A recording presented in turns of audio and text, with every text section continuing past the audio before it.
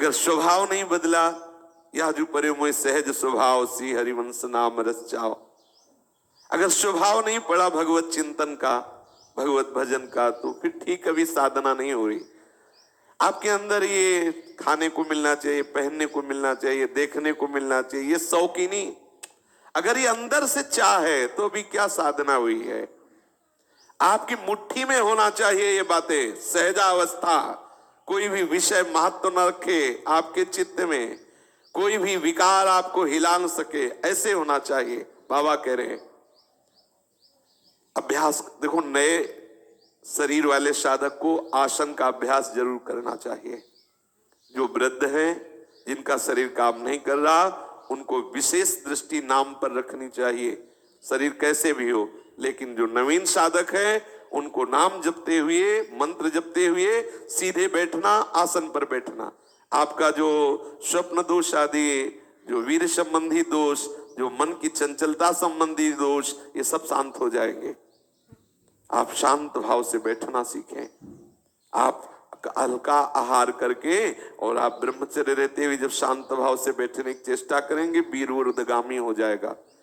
आपकी वायु शरीर की पच जाएगी। आसन में जितनी देर बैठे उसके 30 मिनट में कुछ खाए पिए नहीं, वायु बिगड़ जाएगी। गंभीरता पूर्वक आप साधन में लगे, कुछ ही दिनों में शरीर, आप 2-4 घंटे बैठना तो एक साधारण सी बात है, साधारण सी बात। महापुरुष जन 18-18 घंटे एक आसन पे बैठे, 18 घंटे एक आसन पे। देखो बाबा के लिए आया, कई वर्ष बाबा लेटे ही नहीं। अभ्यास है, आप जैसा अभ्यास कर लें। नौजवान साधक है, आसन में बैठे, बोले यहां दर्द करता है, यहां दर्द करता है, वायु है, थोड़ी देर बाद पच जाएगी, शून्याकार स्थिति आने लगेगी, आसन हो। और ये नहीं कि किसी संप्रदाय वाली बात हो, आसन में बैठना भजन करना है तो हर संप्रदाय के लिए। बोले हमारे संप्रदाय में नहीं है, ऐसा तो हमने कहीं नहीं सुना। भगवत भजन करने के लिए संप्रदायवाद की आड़ मत लीजिए, चाहे सहचरी भाव के हो, चाहे सखा भाव के हो, सबकी बात भजन है। देखो प्रबोधानंद पाद सरस्वती जी जब परमानंद दास जी को मिले तो सुबह से शाम तक एक ही आसन में बैठे थे। वो निरंतर प्रिया प्रीतम की लीला चिंतन। श्री बिहारी देव जी 3 दिन 3 रात एक ही मुद्रा में थे, होश ही नहीं था। ये अब शरीर में हिलन डुलन चलन, और हमारा मन क्षुब्ध, प्राण क्षुब्ध, हमारा ब्रह्मचर्य, तो कैसे आगे बढ़े। नौजवान साधक जो है वो धैर्य पूर्वक आसनों पर बैठने का जरूर अभ्यास करे, इससे हमें बड़ी सहायता मिलेगी। पूज्य श्री बाबा जी के तप की प्रशंसा, भजन शैली की प्रशंसा, तो एक महात्मा को ईर्ष्या हुई, उन्होंने कहा हम कोई उड़िया बाबा से कम है क्या, और हम भी शुरू करते हैं। तो चंद्रायण व्रत शुरू किया, आसन पे बैठना शुरू किया। अभी 10-15 दिन हुए, फिर चिल्ला पड़े कि हमसे नहीं रहा जाएगा, उड़िया बाबा मार डाला हमको ऐसे करवा के। हाँ बोले हमसे ये सब नहीं हुआ, होगा।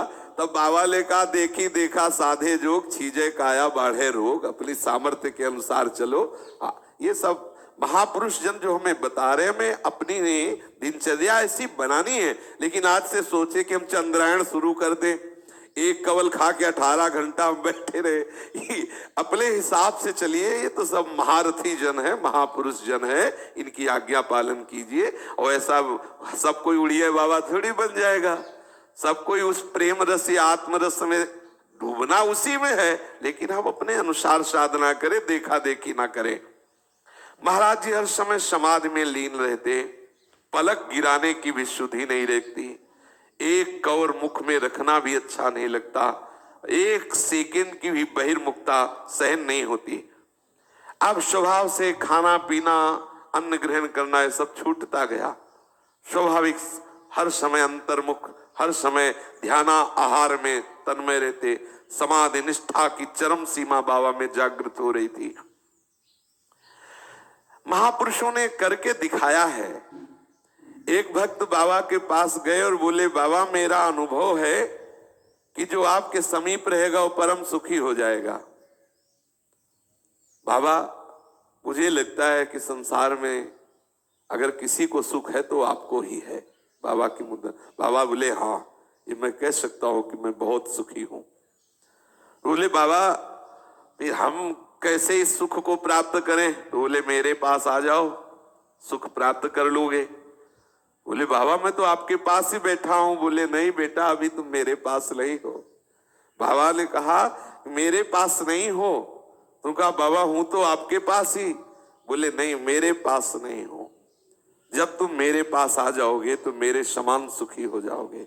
मेरे पास आने के लिए जिह्वोपस्थ सुख भ्रमम त्यज मनः पर्यंत दुखे क्षणात् पारुष्यम मृदु भाषणात् त्यज वृथालाप श्रमम मौनतः दुस्संगम त्यज साधु संगम अबलात् गर्वं तु भंगे क्षणात् निंदा दुख मनिंद देव मुनिभिर निंदा कथा संस्मृते। संपूर्ण विषयों में दुख बुद्धि कर लो अगर मेरे पास आना है। मेरे पास कैसे आओगे? संपूर्ण विषयों में दुख बुद्धि कर लो और दो पर विजय प्राप्त करो, जिह्वा और जनेन्द्री उपस्थेंद्री। इन दो, बस इन्हीं पर विजय प्राप्त करना और तो सब परास्त हो जाएंगे। ये दो ही साधक को नष्ट कर देती है। अच्छा खाने को मिले और जनेन्द्री संबंधी चेष्टा। इस भ्रांति को त्याग दो कि रसेंद्री का कोई भी सुख है और जनेन्द्री का भी कोई सुख है। इसको छोड़ दो। मधुर भाषण बोलो, कठोर भाषण मत बोलो। नहीं बोलना आता मौन हो जाओ। अगर आपको सत्य हितकर मृदु बोलना नहीं आता तो आप मौन हो जाइए। संत समागम के द्वारा कुसंग दुसंग पर विजय प्राप्त कर लीजिए। कभी भी अपमान कोई भी कर सकता है, इसलिए अभिमान मत करिए। संसार बड़े बड़े भगवद अवतारों की भी निंदा करता है, इसलिए तुम्हारी भी निंदा करेगा। पहले से निश्चय कर लीजिए कि मैं निंदा से क्षुभित नहीं होऊंगा तो तुम मेरे समीप आ जाओगे।